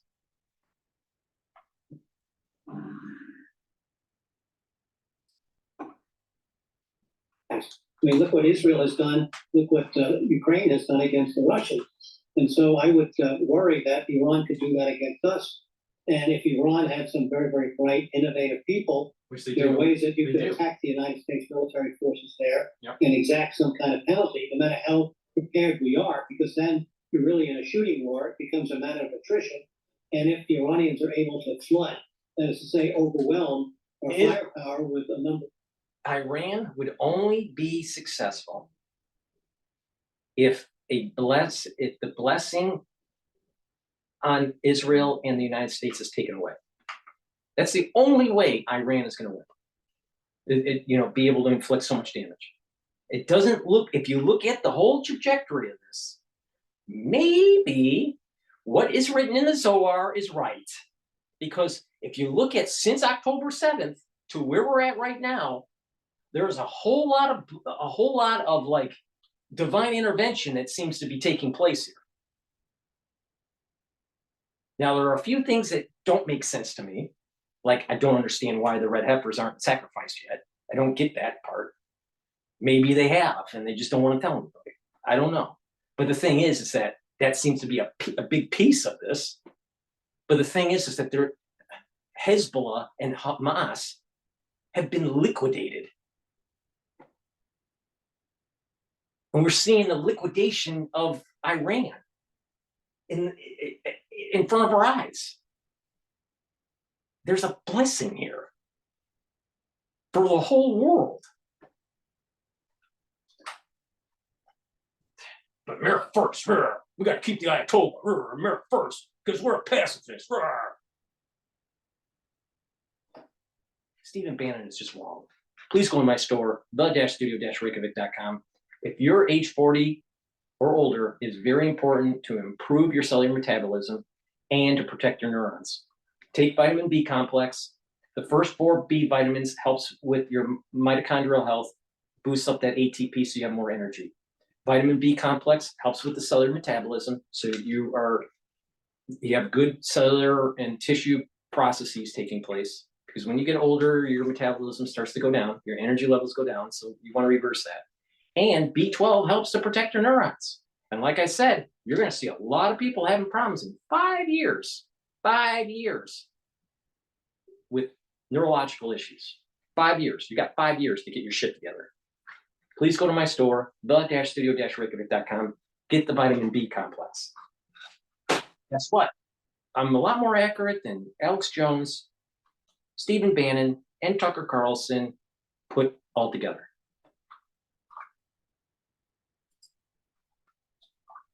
And the Khamenei, the supreme leader, has not decided to order that it be done. But that is also true. Trump's rebuke was crude, typically of him, but what it really did was align himself with the Israeli assessment, which was, it doesn't matter if they have one or not, they're very close, and this is an existential risk that we have to act upon. So, all right, that's an important distinction. Harlan, I'm sorry to interrupt. Really play upon the American preparation. Glenn, I'm sorry to interrupt you, but we're going to come back to you in the next hour, but we're running out of time right now. Sorry to interrupt. Let's go back now live to Hamda Salhout, who's joining us from Jordan's capital, Amman. Hamda, so more details emerging about the call that U.S. President Donald Trump had with Israeli Prime Minister Benjamin Netanyahu. What have you heard? Well, just moments ago, the Israeli Prime Minister releasing yet another statement, this time in Hebrew, saying that right after these strikes happened in Iran against the nuclear facilities, that President Trump called the Israeli Prime Minister, and he described that conversation as, quote, warm and remarkable, saying that they discussed this specifically and that they also discussed things moving forward, meaning that there is still a possibility of future American strikes on Iran. We know that this path toward diplomacy has largely been stalled. The Iranians have said that they are not willing to negotiate under Israeli fire, but the Israeli prime minister also said that, quote, on June 13th, he promised that Iran's nuclear capabilities would be destroyed, and he has kept that promise. Speaking to his own citizens, he said that he did this because Iran is an existential threat to Israel's existence. And previously, the army chief of staff had said that this is going to be a prolonged conflict because Israeli intelligence had told them that there was something Iran was doing that was reaching this point of no return. All right, that's Hamda Zalhout joining us live from Amman. Thanks so much, Hamda. Now think Let's go about back to this. speed. Here's Think what about we know. this, because I keep on talking about Esau and Jacob, and people that read their Bible a little bit, they understand that Jacob was blessed by his father, Isaac, right? And Isaac was blind, and Esau was the older twin. Jacob was the younger twin. But their mother wanted the blessing to go to the younger twin because of the emotional makeup of the son versus Esau. More tempered, more Esau was more Esau was considered a hairy and red individual, very very animalistic. Now, the Bible is really deep stuff, all right? Some of it is like it's like a simple story, but it's not a simple story, and there's a lot of depth to it. It's beyond anything a human could write, all right? It's something very divine, all right? Very deep. The mother knew, just like mothers know about their kids. The mother knew that if the blessing went to Esau, that the world would go up in fucking flames. Because if a blessing from the father goes to an animalistic person, do you think that you're going to have mercy? Do you think you're going to have peace? Or would you have destruction? Now, if you had Esau moving through time with the blessing, which didn't happen, and eventually Esau's children ended up building the temple that brings down spiritual energy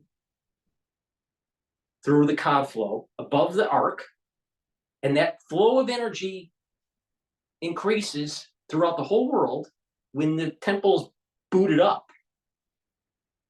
Do you think that the priests that have mercy would be able to control the flow of the Kav versus priests that have animalistic instincts and gets angry and they're more judgmental?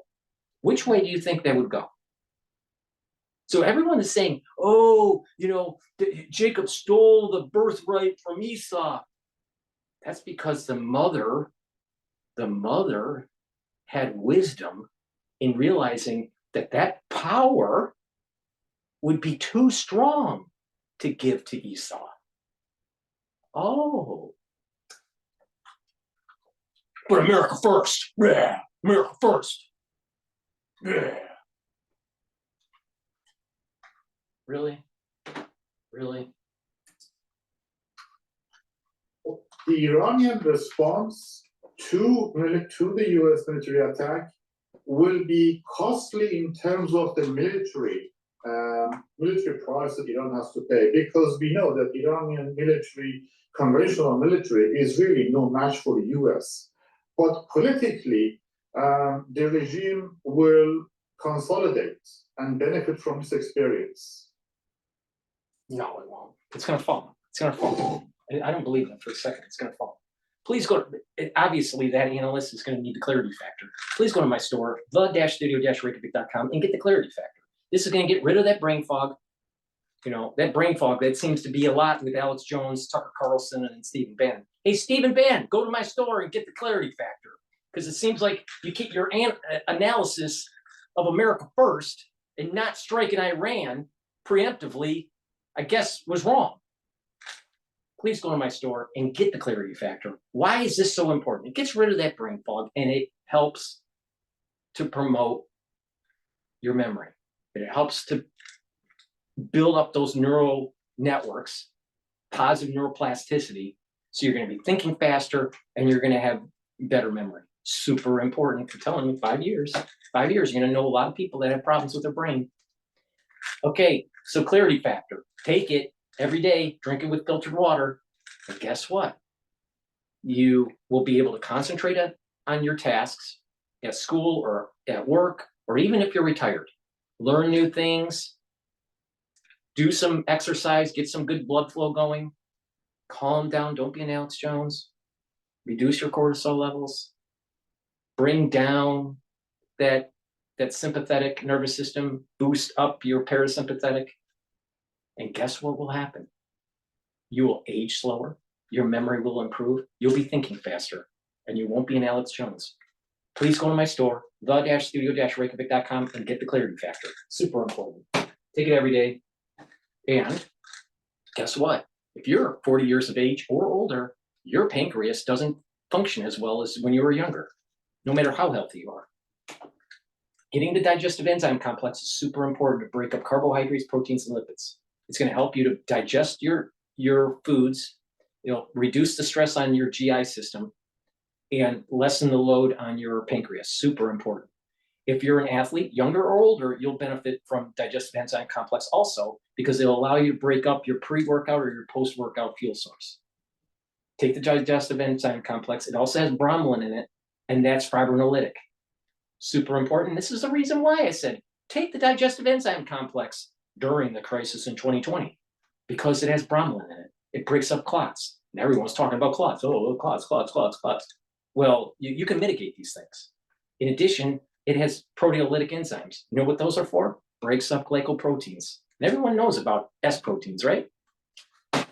Once again, DrPaulCottrell, right? Stephen Bannon still thinks it's a CCP virus. No, it's a USA CCP virus. Spirits who flew those magnificent machines tonight, and all of the United States military on an operation the likes of which the world has not seen in many, many decades. Hopefully, we will no longer need their services in this capacity. I hope that's so. I also want to congratulate the chairman of the Joint Chiefs of Staff, General Dan Raisin-Kane, spectacular general, and all of the brilliant military minds involved in this attack. With all of that being said, this cannot continue. There will be either peace or there will be tragedy for Iran far greater than we have witnessed over the last 8 days. Remember, there are many targets left. Tonight's was the most difficult of them all, by far, and perhaps the most lethal. But if peace does not come quickly, we will go after those other targets with precision, speed, and skill.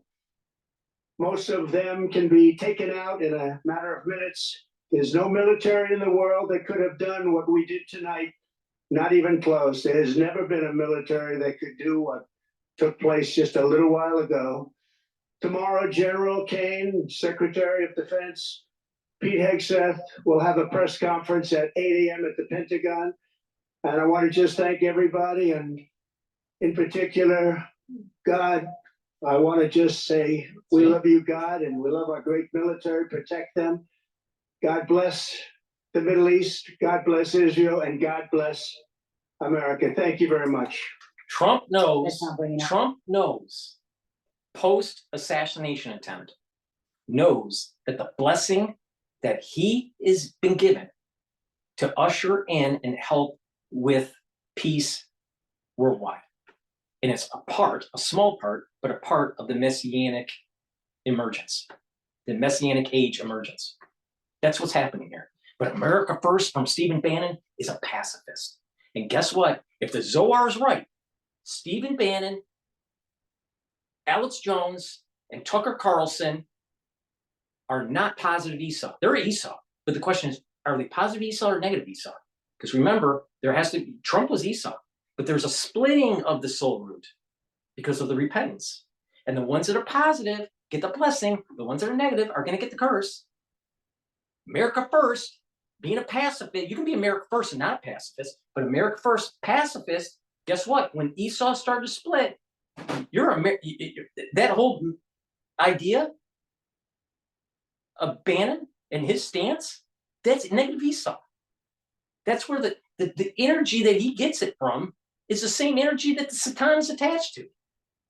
Oh, that sounds too crazy, Dr. Paul Cottrell. You don't believe me? Spend one fucking year reading the Zohar. Just spend one fucking year. Just shut up. Just shut up. Don't have an opinion. Read the Zohar and then tell me what you fucking think. Israeli Prime Minister Benjamin Netanyahu, prior as well as after the strikes by the United States on Iran took place. But we also know that the United States reached out to Iran.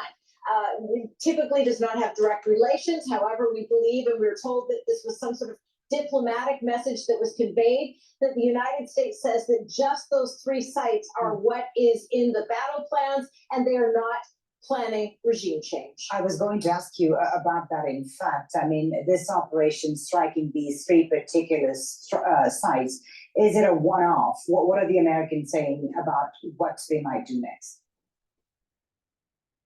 Well, we know that that is the intelligence that the U.S. president was requesting just a couple of days ago. On Thursday, to be specific, he was briefed and he was told that this is a possibility. We remember that the U.S. president has campaigned that he does not want to take the United States into these so-called forever wars. He was a heavy critic of the U.S. invasion of Iraq, as well as Joe Biden and his actions and withdrawal in Afghanistan.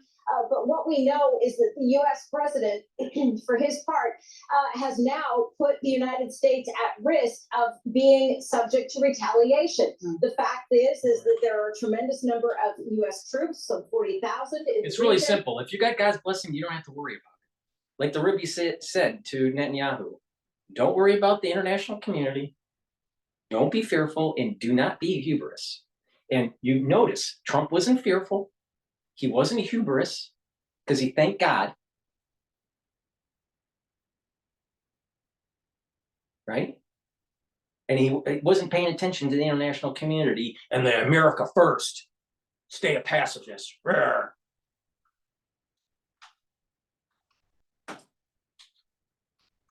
There are exceptions, of course, and there was opposition even from some of the president's own supporters, some of the members of his MAGA movement. Yeah, that's right.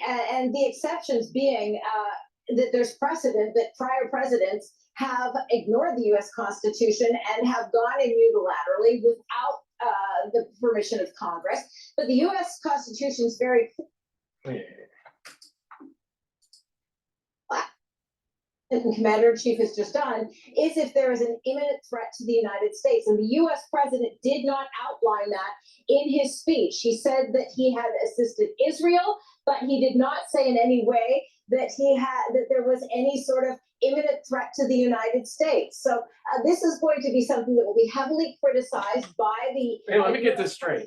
We gotta have pictures of them literally taking a wrench and assembling a bomb. That has nuclear capability before Congress gives you the allowance to like knock out the Ayatollah. Really? You think that's the way it works? No, you can bomb the hell out of anything for 30 days.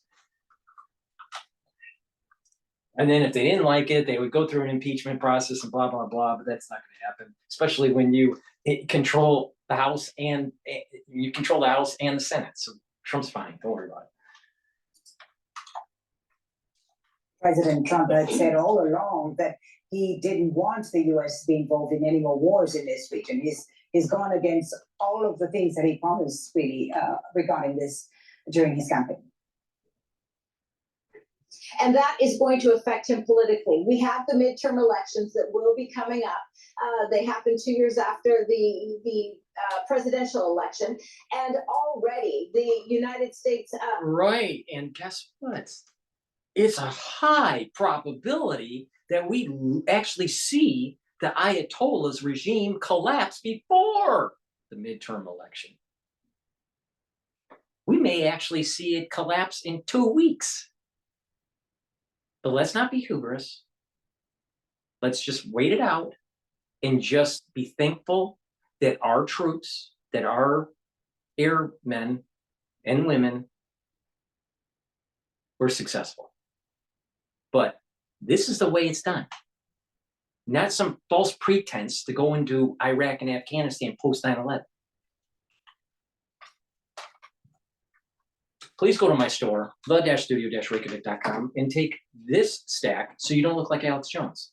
Take turmeric and ashwagandha and lignans together. Turmeric will soak up free radicals. It's going to also bring down inflammation. Super important for your immune system and your cardiovascular system. Lignans, it's a powder. You take it with filtered water. I take it every day. And by taking it, you're going to help soak up free radicals because it's an antioxidant and bring down that inflammation. So it's going to help with your immune system and your cardiovascular system. And it's going to also help with your endocrine system. Super important. And ashwagandha root, you take them together, it's a great stack. But ashwagandha root, what does it do? It helps to bring down those cortisol levels and it helps to bring down those glucose levels. That's super important. You know why? Because if you have high cortisol levels, it's immunosuppressive. If you have high glucose levels, it causes inflammation at the vascular level and it causes damage to tissues. You want to slow down that damage. You want to slow down the aging process. So by stacking ashwagandha root, lignans, and the turmeric together, you don't look like Alex Jones. You look like Dr. Paul Cottrell. Please go to my store, the-studio-reykjavik.com, and celebrate the destroying of their nuclear facilities by our B-2 bombers by going to my store, the-studio-reykjavik.com. Use discount 5. You get $5 off. And if you spend $150 or more on an order, you get a free gift till supplies last. Now, if Alex Jones right, and there's going to be Armageddon tomorrow, you better put in your order now so I can get it to you.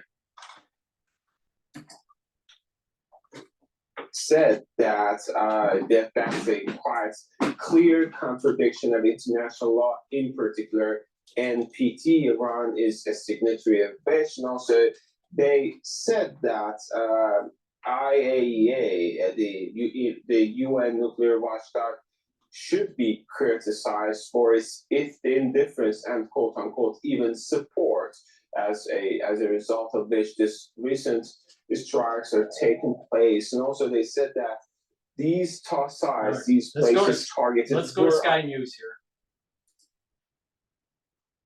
Well, so too the Supreme Leader will have differing opinions within his own regime about what to do next. I suspect that the IRGC, the Revolutionary Guard, will be more eager to strike back and strike back hard.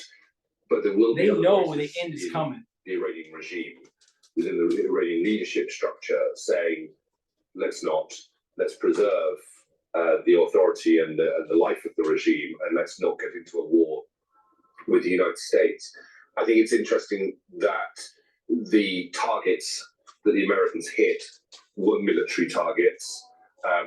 We knew they were coming. I know we can say that now in hindsight, but people were tracking these bombers making their way from Whitman Base in Missouri, for many, many hours now. And the Iranians would have done similarly. So it sounds like they might have evacuated those sites, if not in the last few hours, but over the last few days. So perhaps that reduces any casualties there might have been. Donald Trump, don't forget, boasted that he knew where the Supreme Leader was. Ali Khamenei was hiding. Well, they haven't tried to take him out. They haven't tried to go after individuals, personnel. The Israelis have, but the Americans haven't done that. They've limited this to the nuclear sites. And I guess the hope will be, from an American point of view, and from others, is that therefore limits the response. And as I was saying earlier, in terms of what Iran's response has been to Israel, There's now been over 24 hours. People listen to what I'm saying very, very, very carefully. Jacob, Esau, and Ishmael are the soul roots of this. There's a big battle that's coming. We're seeing it playing out. Jacob is gaining strength as we get closer to the 6,000th year. It's 5,785, all right? In the current Christian calendar, if you want to call it that, it's 2025. But in the Jewish calendar, that equates to 5,785. You have 215 years left before 6,000. That's when the clock stops and all this bullshit ends. All right? Now, in the Torah, the Bible, the Old Testament, whatever you want to call it, Esau is battling Jacob while they were young, when they were in the womb, when they were, after their birth, and, and even into their adulthood. Jacob's sons, one of them, I believe it's Benjamin, I'd have to look this up, but one of them ends up killing Esau and chopping his head off. Jacob, the soul root of Jacob, one of his sons, all right, because obviously the sons come off of the lineage of Jacob, right? So Jacob, son, soul root of Jacob, chops off the head of Esau. Esau's head represents the intellect. And it is allowed, this is positive Esau is what I call it, is allowed to be buried with the patriarchs in the cave. The body, the animalistic aspect of Esau, the negative Esau, is left for the dogs, is just left to rot outside without proper burial. Okay? So people and nations that have the soul root from Esau is going to be going through a split. And this is, like I said, at the individual level, Trump was Esau before the split, and he's now positive Esau. He's part of the intellect because there's a repentance that took place. Iran is representing, it's a combination of, it's Esau negative, but Esau married into his lineage went and married into other lineages. And part of that lineage married into Ishmael. So there was Ishmael pure, and there's Ishmael that's merged with Esau. There's some Esau that's also merged with Jacob. Okay? But the thing is that in terms of Iran, there's Esau and a merger of Esau and Ishmael. Jacob's son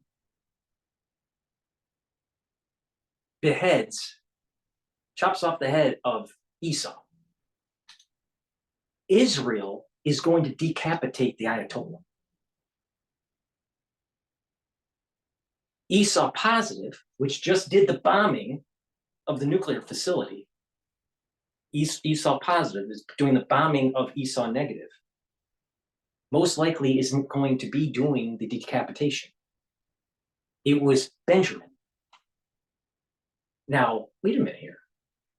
What's Netanyahu's first name? Benjamin Netanyahu. The Zohar has already said what the fuck is going to happen.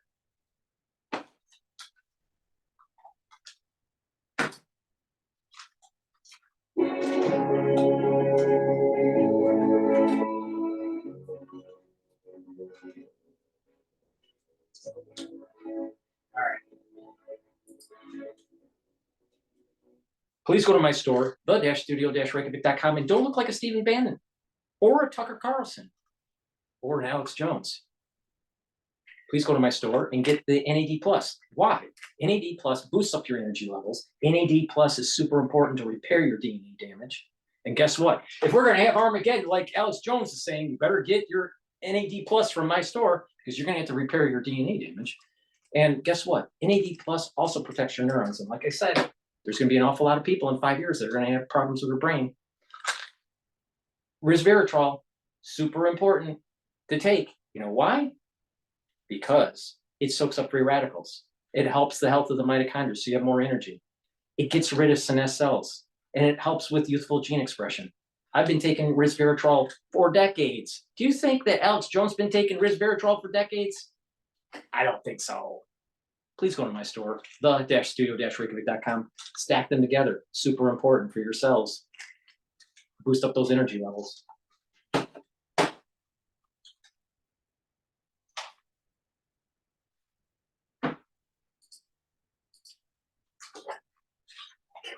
Frankly, in October of last year, when we had Israel and Iran really engage in the second of kinetic engagements, nor did it start in April, it didn't start with Hezbollah, it really started October 7th. And there's a direct line of everything that happened from Hamas's terrorist attack October 7th, 2023 until today. I think sometimes it's not quite clear where these things are going to go. And I think what you're going to see is, frankly, we don't know right now how the Middle East is going to be changed, but it's going to be changed. It's going to depend on Iran's response here. One pathway is a relatively small response, a narrow response that Iran gets to stand up and say, look, it responded, it can respond to hardliners and those supporting the regime saying we stood up for Iran, stood against the US, but intending not to really do significant harm or damage. And maybe all of this now ends without an Iranian nuclear program that opens up great opportunities in the region. The second possibility, of course, is incredibly dangerous because it's that Iran's regime feels like it's really under threat for its own survival and says, we're going to have to go for broke and engage all the proxies it has remaining, weaken though they are, its capabilities it has remaining, and heavily escalates the situation. The US has to respond, and now we're talking about a longer-term regional conflict that nobody quite knows where it's going to end. We're going to see in the coming days which of these pathways plays out. Yeah, aside from the military response to all of this, and it was lauded and touted by President Trump in his statement, how do you think the Trump administration, his Defense Department, his State Department, and his National Security Council handled all of this? What grade would you give them? And I just want to kind of cite something I just saw on social media. Brett McGurk, if our viewers don't know who that is, former Middle East special envoy in both the Obama and Biden administrations, he said this, that if anyone tells you they know where this is going, they don't know what they're talking about. And I think it's safe to say most of our experts throughout the course of this evening have maintained that line. There's a lot of unknowns, aren't there? There's a tremendous amount. Look, Brett's a colleague of mine at the Atlantic Council now. I completely agree with Brett here, 100%. I think anybody that tells you they know where this is going is either lying or just naive, frankly. The reality is there's multiple pathways that this could go. Iran really has two big choices to make about how it's going to respond in the short term, and then whether or not it's going to try again for some reason to get a nuclear weapon and a nuclear program going. Those two things are really going to define the future here, but in the immediate, nobody really knows. We're all frankly waiting and waiting nervously. But I also think, look, the Trump administration has clearly put in a lot of thought militarily in terms of options. It moved US assets into the region to try to protect against a big Iranian response or even a small one. And we'll see if it's successful defensively. It's tried hard to engage in some diplomatic efforts. I think there'll be questions about whether it tried enough over the last few days. There's been some criticism that looked at had more days to go in President Trump's 14-day timeline. Others will say, no, look, the Iranians simply didn't respond. So what was there to engage? There's a lot more to come out of this to try to look back and see, was this right or was this wrong? Nobody knows that quite yet. Israel's going to hunt him down Israel's going to hunt down the Ayatollah. That's what's going to happen. Please go to my store, the-studio-reykjavik.com. Get the structural nanosilver toothpaste. This will whiten your teeth, freshen your breath, help with your gum line health, and reduce inflammation. Please go to my store, the-studio-reykjavik.com. This toothpaste is very high quality, Get a few tubes of the toothpaste for your household. Omega-3, very important for your cardiovascular health. It's going to help with your lipid profile. It's going to help to bring down LDL levels, increase your HDL levels. That's super important to reduce plaque formation. Take it every day. Guess what? Heart disease is a major problem in the United States. Olive leaf extract, dual purpose. It's going to help with your immune system and your cardiovascular health. It brings down inflammation and helps with your lipid profile. Stack these together. Listen to me, stack them together. Get the omega-3 and the olive leaf extract, help with your heart health and your immune system. Guess what? Maybe you should be taking lozenges and drops. So get a few bags for your household. I have elderberries zinc lozenges in stock. Get a few bags for your household. You get 21 lozenges in each bag. And for the drops, which are smaller, you get 100 in each bag. For the drops, you can get it in blueberry, in honey and lemon, and in cherry. Right? So before Armageddon, from Alex Jones, you might want to go to my store and get the lozenges and the drops, because you never know, you might get an irritation. Please go to my store, the-studio-reykjavik.com. Use discount 5, you get $5 off. You spend $150 or more, you get a free gift until supplies last. The link is in the description of this video and all my videos. And guess what? Don't be an Alex Jones.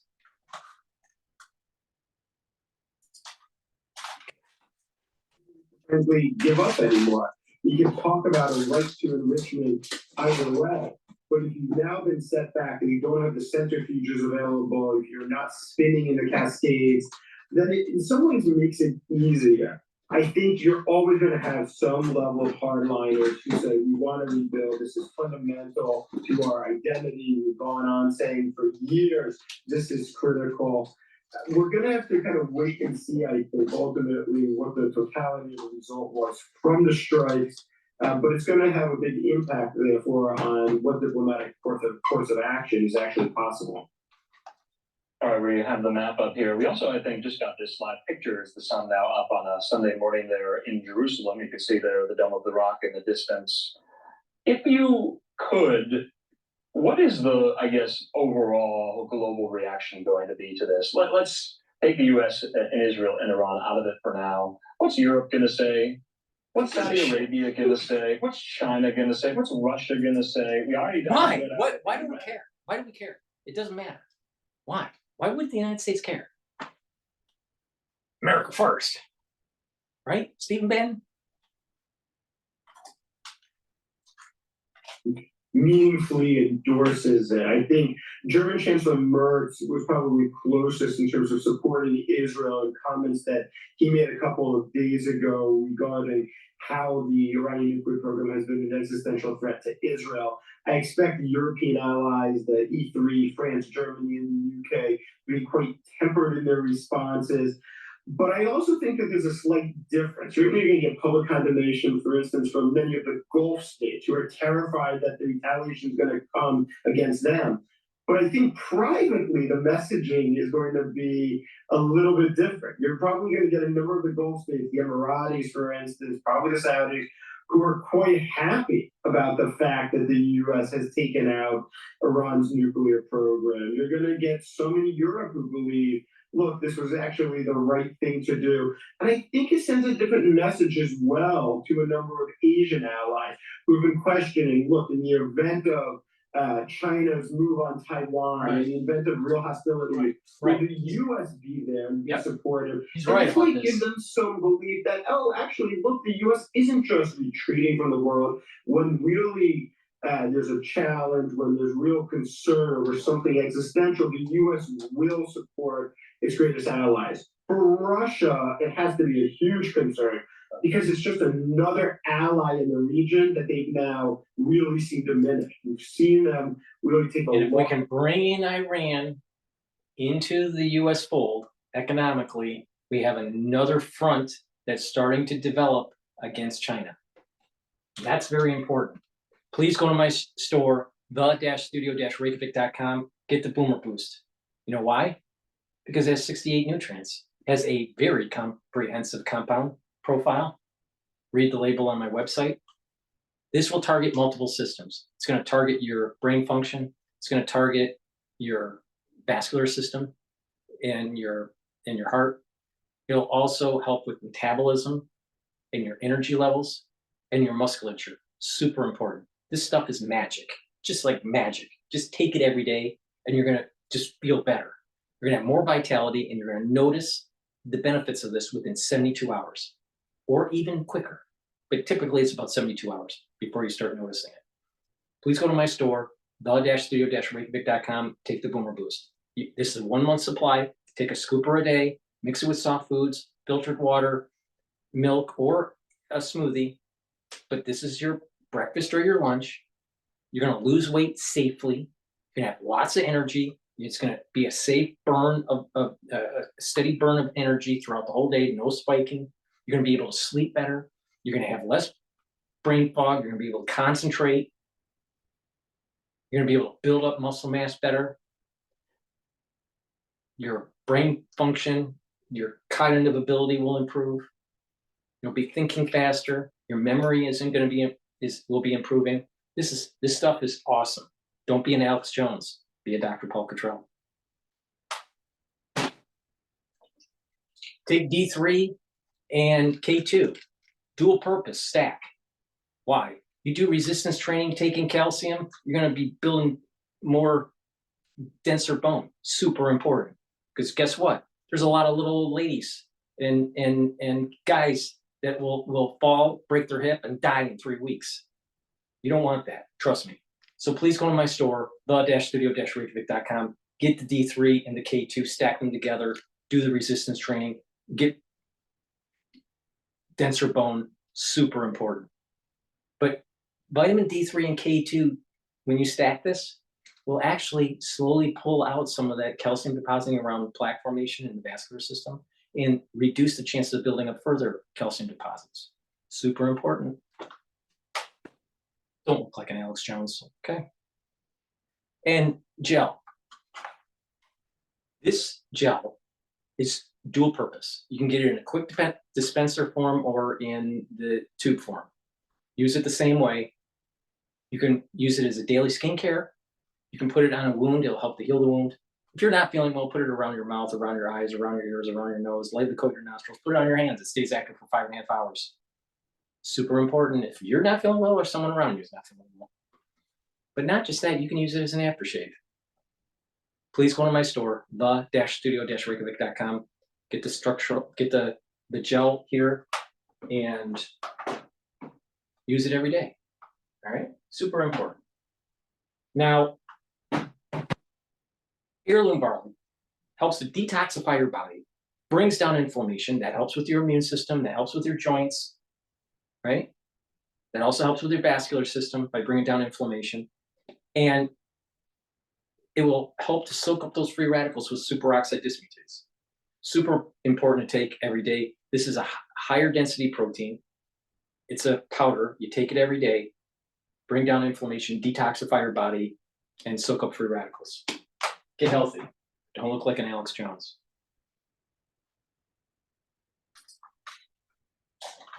Or an entanglement the U.S. is getting involved with. You hear the term forever war. You also hear the term nation building.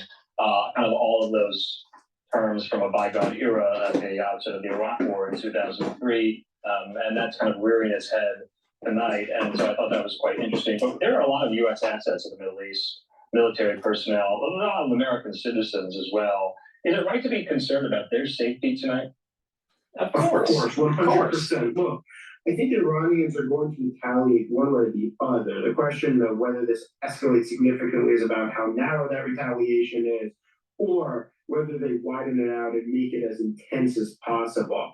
At the end of the day, I think the Iranians have that choice to make. But either way, you have significant U.S. forces in Iraq, significant U.S. forces out at Al-Udeid in Qatar, and significant forces at Nafcent in Bahrain, in Manama.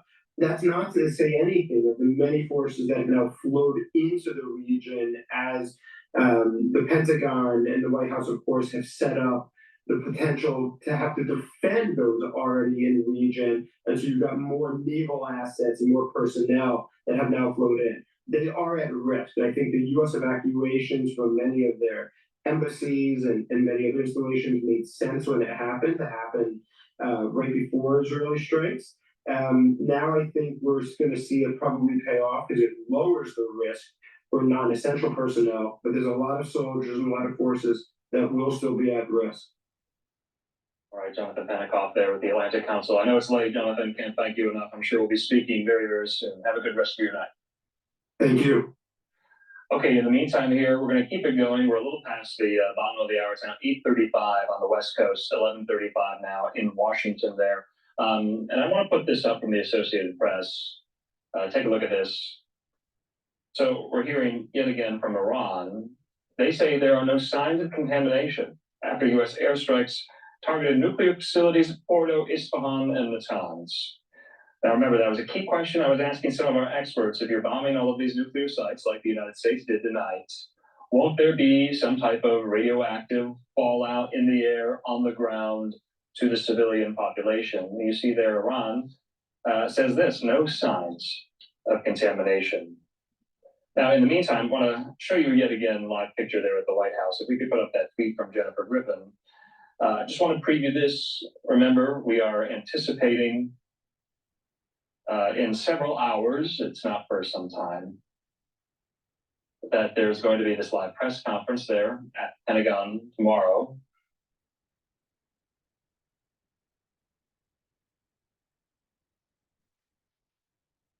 All right, Jennifer Griffin saying Defense Secretary Pete Hegseth and General Dan Payne, he's the chairman of the Joint Chiefs, will hold a press briefing at the Pentagon tomorrow, 8 a.m. Eastern time. So, of course, we will be showing you that live in its entirety there at the Pentagon in the briefing room. And I would imagine that many of you will be watching. So we're going to hold that up. We're going to keep bringing in experts and analysts. I know a lot of you are watching right now. I want to thank you for watching. This is what we do here on Live Now from Fox. So in the meantime, we do have some of these other live vantage points in the Middle East. Please go to my store, the-studio-reykjavik.com, and get the C60. C60 helps to soak up free radicals. You can get an MCT coconut oil, avocado oil, and extra virgin olive oil. C60 is a very potent antioxidant. You take a teaspoon a day, every day. Soaks up free radicals, helps to bring down the stress in a cell. And by soaking up those free radicals and that stress goes down in the cell, the mitochondrial health will improve and you're going to have more ATP. So you're mitigating the issues of age, because what's one of the common themes about aging? You start losing energy. Your mitochondrial health goes down and everything else starts to go down with it. So you don't want that. You want to improve your mitochondrial health. So you're going to boost up that ATP, bring down the stress in the cell. The tissues are going to perform better. Your organ systems are going to perform better. By soaking up free radicals at the vascular level, you're reducing oxidized LDL. That means that you're reducing plaque formation. When you're helping your neurons by taking C60, you're soaking up free radicals in the neuron, reducing the stress of the neuron, keeping the health of the myelin sheath. Super important to get those neurons firing. Also, having good mitochondrial health and having a lot of ATP in those neurons, you're going to be able to build up neurotransmitters. And then what happens is you're going to have better neuroplasticity. You're going to have that positive neuroplasticity. Super important. And your endocrine system and your immune system gets better. Please go to my store, the-studio-reykjavik.com. Take the C60. Take a teaspoon a day, preferably on an empty stomach, for best absorption. And if you work out, take it before your workout, and you'll soak up the free radicals that you're creating during your workout, and you'll recover quicker. I've been taking C60 for, since 2016. All right? Every day, teaspoon a day. Super simple. Teaspoon a day. Now, if you listen, do my core protocol. The core protocol is very simple. It's 4 pillars. All right? And you can add to it. The first pillar is max 35, max 14, or cleanse. That's going to help to boost up your immune system. The C60 is going to soak up free radicals. Super important, slow down the aging process. The turmeric, the ashwagandha, and the lignans to boost up the immune system and help with the vascular system. And the boomer boost to rev up your metabolism and boost up those energy levels. You stack that together, you won't look like an Alex Jones. All right? You'll look like a DrPaulCottrell. Super simple. But you add to that. You can add that foundational aspect, which is the probiotic and the multivitamin. You can mix and match based on your affordability or what you want to target. There's lots of things that are on my store that you can customize. And if you listen to what I said, you're going to be able to slow down the aging process and have more vitality and longevity. Super important. I also have anti-aging boxes and longevity boxes if you want to take a look at those. But don't be an Alex Jones or a Stephen Bannon. And take my advice. In your social circle, you are going to see many people having cognitive problems in 5 years. Better start preparing. Better start preparing. Because once it starts to decline, it's too late. Please go to my store, the-studio-reykjavik.com. We're going to be doing another live show tomorrow. And hopefully we're ushering in a new era. And I can't wait until I have episode whatever, where the Ayatollah is gone from this earth. Thank you for listening and have a nice day.